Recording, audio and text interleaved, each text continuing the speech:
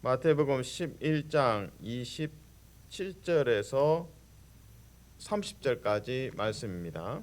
한 절씩 교독합니다. 내 아버지께서 모든 것을 내게 주셨으니 아버지 외에는 아들을 아는 자가 없고 아들과 또 아들의 소원대로 계시를 받는 자 외에는 아버지를 아는 자가 없느니라. 수고하고 무거운 짐진 자들아 다 내게로 오라. 내가 너희를 쉬게 하리라. 나는 마음이 온유하고 겸손하니 나의 멍에를 메고 내게 배우라. 그리하면 너희 마음이 쉼을 얻으리니 이는 내 멍에는 쉽고 내 짐은 가벼움이라 하시니라. 아멘. 28절에서 와서 쉬어라. 그리고 29절에서 나의 멍에를 메라. 그럼 너희가 쉼을 얻을 수 있다. 그래서 참 이 모순적인 메시지 같아 보입니다. 사실은 예수님이 말씀하시는 그 멍에는 배움의 기회를 의미합니다.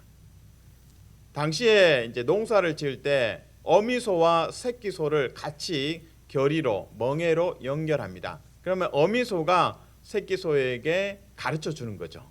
농사할 때 자 앞으로 일보 전진하고 잠깐 쉬고 또 전진하고 이런 식으로 무언가 구체적인 가르침이 있다는 것을 의미합니다. 그리고 농사의 장면에서 사실은 예수님 당시에 제자가 된다는 그 관용 어구로 이 표현이 쓰였습니다. 그 멍에를 메다. 나의 멍에를 메라 하는 것은 누구의 제자가 된다는 의미입니다. 그래서 그 배움이라는 것은 항상 아름답고 참 좋습니다. 그래서 예수님께서는 지금 율법 학자들이나 종교 지도자들의 그 인위적이고 그리고 언행 불일치로 인해서 너희가 무거운 짐 가운데 있다. 여기 진짜 배움이 있다. 여기 진짜 하나님의 말씀, 율법을 행할 수 있는 길이 있다. 그 예수님께서 십자가의 길을 통해서 하나님 사랑과 이웃 사랑의 길들을 열어주고 계십니다. 그래서 예수님께서 나의 제자가 되라고 말씀하시는 것입니다. 나의 멍에를 메라. 나의 제자가 되라. 그리고 제자가 되라는 메시지가 다시 한번 강조되는 것은 29절에서 내게 배우라는 단어입니다. 배우다라는 단어는 조금 더 의미를 곱씹어 보면 제자가 되다라고 해석할 수 있습니다. 이 배우다라는 단어, 내게 배우라, 예수님으로부터 배우라는 말씀인데요. 배우다가 헬라어로 만사노라고 합니다. 만사노라는 이 단어에서 이 뿌리가 돼서 제자라는 단어로 이제 변화가 생깁니다. 그러니까 배우다라는 단어에서 태어난 게 제자입니다. 그래서 제자하면 배우다. 그래서 나는 예수님의 제자입니다 라고 말하면 제가 배워야 하는군요. 말씀을 배우겠습니다. 이런 고백이 먼저 나와야 할 것입니다. 그래서 요약하면 나의 멍에를 메다. 이것은 제자가 되다라는 의미입니다.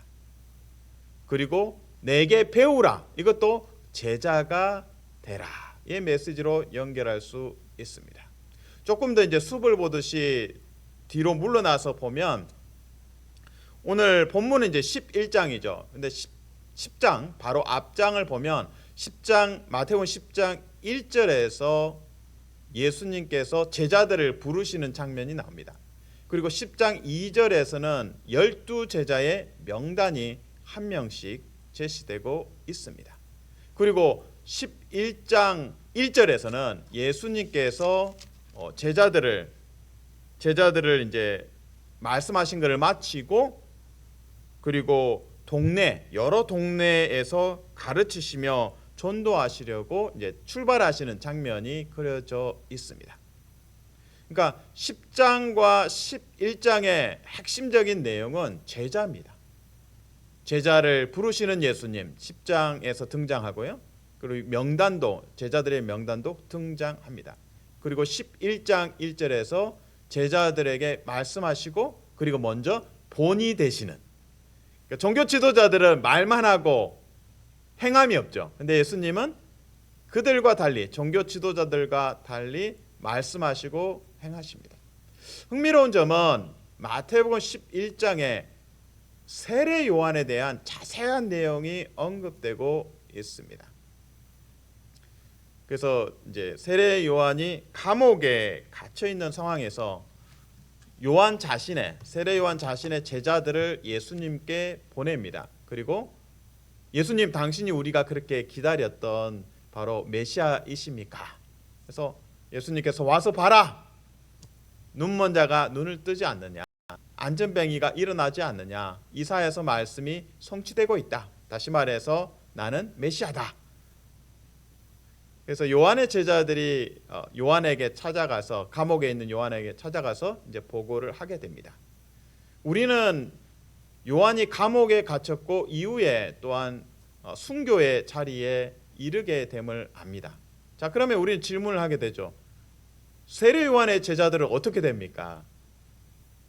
세례 요한의 제자들이 예수님의 제자가 됩니다.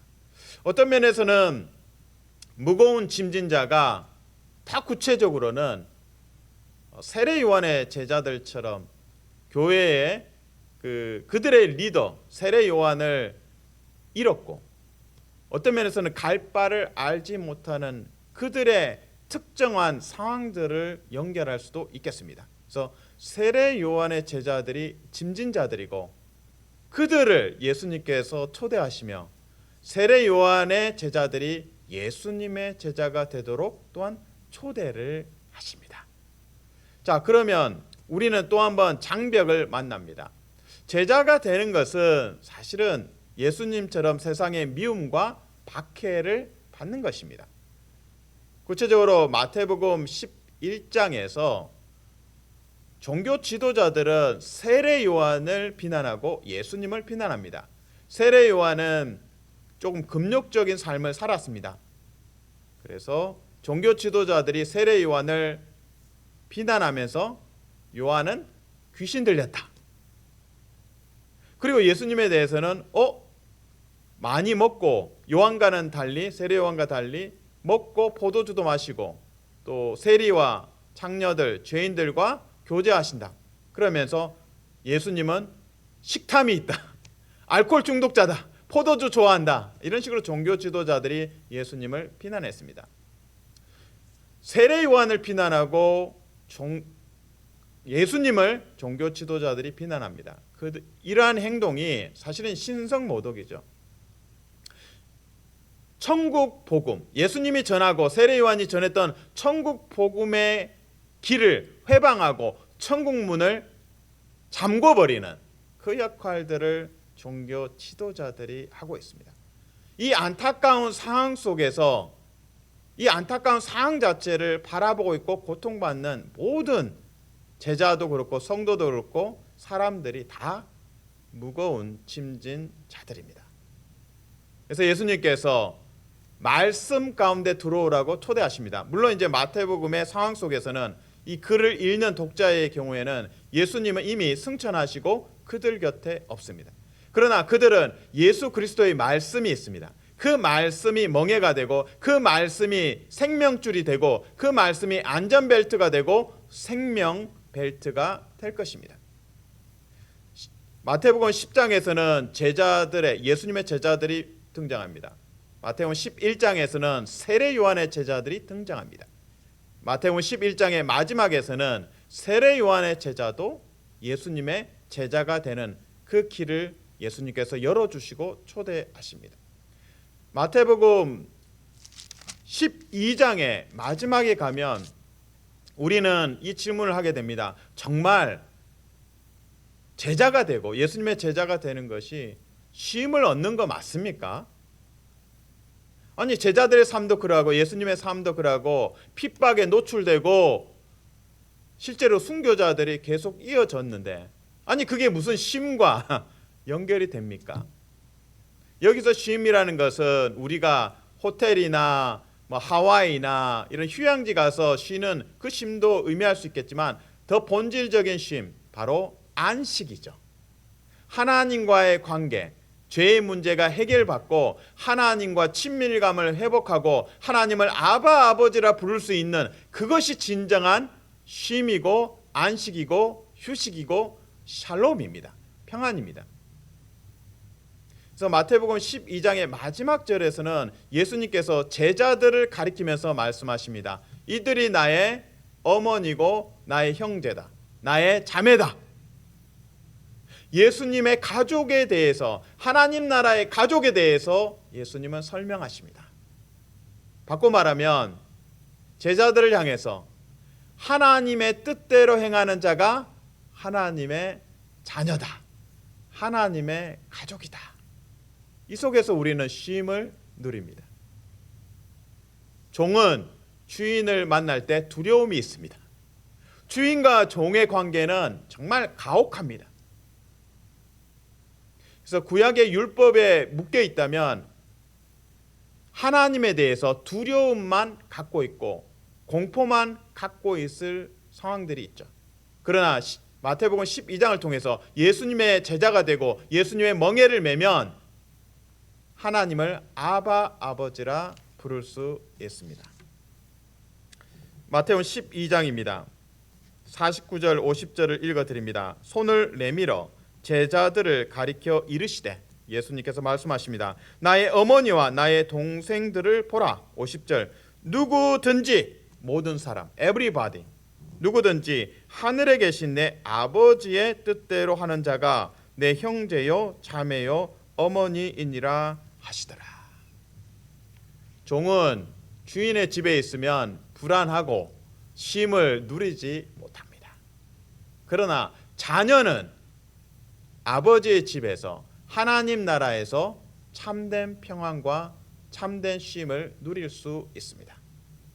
사랑하는 성도 여러분, 축복합니다. 예수 그리스도의 제자로서, 그리고 하나님 나라의 가족이 되는 복됨, 그 속에서 참된 쉼과 안식을 누리시기를 주님의 이름으로 축복합니다. 아멘.